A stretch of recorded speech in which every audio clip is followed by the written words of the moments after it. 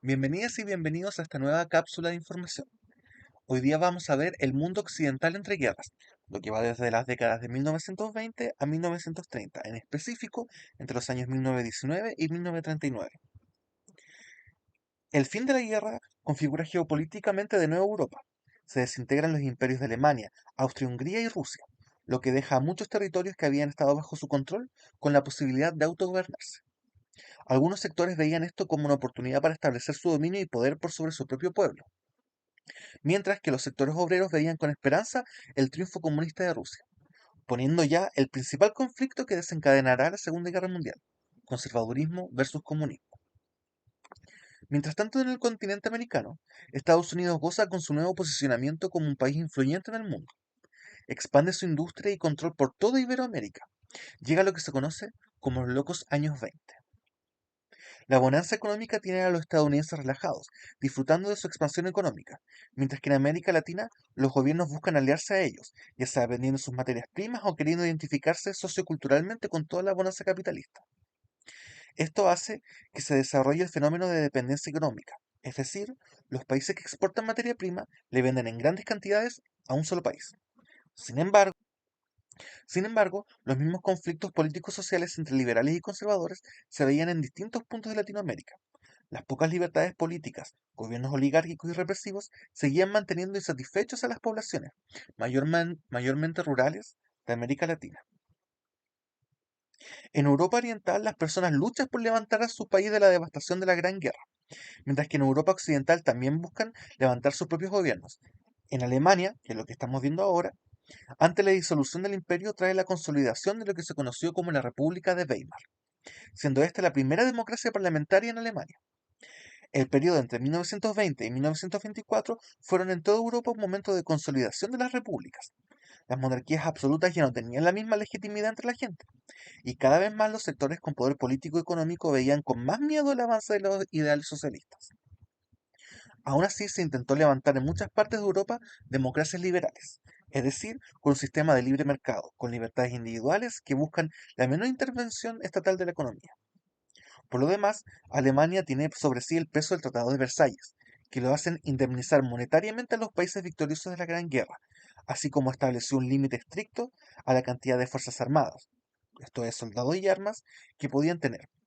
Todo esto mantuvo una aura represiva por sobre los alemanes. En Occidente, Europa y América, comienza a expandirse la idea de un estado de bienestar, o también un estado social. Si bien los estados liberales habían traído grandes avances en tecnologías e industria, la repartición de las riquezas siguen siendo desiguales. Los dueños de industrias se preocupaban más de vender sus productos a compradores extranjeros en lugar de incentivar el aumento de una economía interna, o lumpenburguesía en términos de Gunder Frank. Estos factores hacían de los conflictos entre la clase burguesa y la clase obrera fueran en aumento. Además, la instauración de la Unión de Repúblicas Socialistas Soviéticas, o URSS, no era tema de preocupación tan solo en Europa, sino que en la burguesía mundial. Por ende, con el fin de calmar la población obrera, se decide aumentar el gasto social estatal con fin de cubrir ciertos aspectos básicos de la vida, tales como vivienda y salud. La bonanza económica de Estados Unidos significó en algún grado también el aumento de las compras de materias primas a los países de Latinoamérica. Como ejemplo, Chile mantenía su economía principalmente con la venta del salitre, que había podido aumentar sus esfuerzos industriales con la instauración de un estado de bienestar. Sin embargo, esta bonanza llegaría a un abrupto fin con la caída de la Bolsa de Valores de Wall Street el 29 de octubre de 1929. En Estados Unidos, al desarrollarse de manera exponencial económicamente, la gente comenzó a invertir tanto en bonos estatales como en la bolsa de acciones, ya fuese por su propio dinero o en parte de préstamos de los accionistas. Estos se comenzaron a vender en grandes cantidades, estipulando que el precio solamente podía seguir aumentando. Sin embargo, la burbuja reventó. Ahora la gente no tenía dinero en efectivo, sino acciones que no valían prácticamente nada. Las empresas no podían pagar los salarios. Bajo la manufactura, los obreros pobres se vieron en la ruina total, pues muchos habían invertido sus pocos ahorros en acciones y bonos que ahora eran tan solo pedazos de papel sin mayor valor.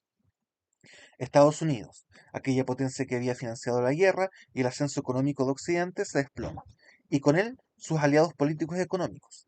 La lumpenburguesía latinoamericana, que a la usanza estadounidense también había invertido en acciones, veía cómo su dinero y sus principales compradoras ahora no tenían liquidación monetaria. La mayor crisis económica de Occidente entra en sesión, y con él comienzan a limitarse las últimas esperanzas que le quedaban al sistema liberal. Los estados de bienestar en el mundo comienzan a caerse. La liquidez económica para mantener el sistema ya no es fuerte. La moneda comienza a devaluarse. El precio de los productos básicos sube exponencialmente. Los conflictos sociales se vuelven más fuertes. El comunismo comienza a ganar terreno entre la población desencantada con el sistema capitalista, que solo los había explotado y ahora les fallaba. De los locos años 20 pasamos a los difíciles años 30. De acuerdo a la Liga de las Naciones, antecesor de la ONU, Chile fue el país más afectado por la crisis. Todas las imágenes que estamos viendo ahora son de Chile. Toda la industria chilena, agrícola, ganadera e industrial, se había articulado de forma tal que ésta mantenía y sustentaba la economía minera del norte de Chile, desde donde se exportaba el salitre y el cobre. En 1931 el sistema político y económico de Chile toca fondo. Ya no se paga la deuda externa, se cambia el sistema del oro para aumentar el dinero fluctuante. Sin embargo, la moneda de papel no tiene valor. Entre los años 1931 a 1932 se instauran distintos gobiernos, entre ellos un intento de formar una república socialista. Sin embargo, ningún gobierno efímero podía dar soluciones a la crisis. Miles de cesantes recorrían las ciudades y los campos. Los mineros del salitre tuvieron que abandonar las faenas de minerales que no tenían más demandas que en el mercado internacional. En 1932, con el gobierno de Alessandri Palma, comienzan a instaurarse conceptos como proteccionismo, es decir, expandir y proteger la economía interna, dejar de importar bienes manufacturados para hacerlos en el mismo país, dejando de exportar en grandes cantidades para alimentar la industria local. Estas políticas de proteccionismo y nacionalismo se comenzaron a dar en todo Occidente. Muchos países llegaron a la conclusión de que la dependencia internacional no los beneficiaría y que solo el mismo país podía sacarse adelante a sí mismo. Esto trajo dos fenómenos sociales: los fascismos y el comunismo. En una Italia desconforme con los resultados de la Gran Guerra, así como la dependencia internacional, se comenzó a dar un movimiento político ultraconservador y nacionalista, que no solo buscaba proteger su forma de vida, sino que buscaba hacerlo la única forma de vida posible. Todas las disidencias políticas, religiosas y sexuales comenzaron a ser perseguidas. La organización social se comenzó a organizar en torno a un líder militar carismático, que prometía restaurar el orden, reactivar la economía y volver a Italia a su grandeza original. Este líder fue Benito Mussolini, quienes estamos viendo en pantalla ahora. Este acusó al comunismo de todos los males que estaba atacando a Italia, con el apoyo del sector privado que temía perder su poder, junto con la creación de movimientos paramilitares llamados los camisas negras, lograron tomar el control de Italia, persiguiendo, encarcelando y asesinando a sus enemigos políticos. Mientras tanto en Alemania, Adolf Hitler, un soldado de la Gran Guerra y pintor frustrado, toma nota de este movimiento. Sin embargo, Hitler logra dotar a su movimiento conservador una arista racial. No solo eran los comunistas culpables de los males que azotan a Alemania, sino también lo son las minorías étnicas, en específico los judíos, que para él mantienen el monopolio de la economía, dejando a los alemanes pura sangre en la pobreza. También creó sus propias fuerzas paramilitares, los camisas pardas. Estas fuerzas militares se consagraron principalmente con jóvenes frustrados por no haber podido combatir en la Gran Guerra, así como frustrados con las imposiciones del Tratado de Versalles que impedían el crecimiento militar alemán. Así, en Italia surge el Partido Fascista, en Alemania el Partido Nazi y en España surge el franquismo, con el apoyo de la Iglesia Católica. Entre los conceptos nazis que llaman la atención del público está el espacio vital, es decir, cierta cantidad de metros cuadrados per cápita que son necesarios para el desarrollo de vida alemán, por lo que pronto será necesario expandirse fuera de estos territorios. Por lo que en la década de los 30 en Italia asume el fascismo vía un golpe de Estado. En Alemania llega al poder el partido nazi de forma democrática, aún luego de efectuar un golpe de Estado fallido, lo que valió el encarcelamiento de Hitler, aunque esto lo haría gozar de aún más popularidad, escribiendo su icónico libro Mein Kampf o Mi lucha. Y en la Unión Soviética gobierna Joseph Stalin con una mano de hierro. Alemania y la URSS alcanzan niveles de industrialización y reactivación de la economía nunca antes vistos. El primero, por el apoyo del sector industrial, por el miedo a ser tomados por el comunismo. El segundo, por la creación de una industria de características socialistas. Es decir, los medios de producción son propiedad del Estado, quien, a su tiempo, es el representante de la clase obrera. Estas dos potencias serán las principales antagonistas entre las décadas de 1930 y 1940, representando dos opuestos totales del espectro político.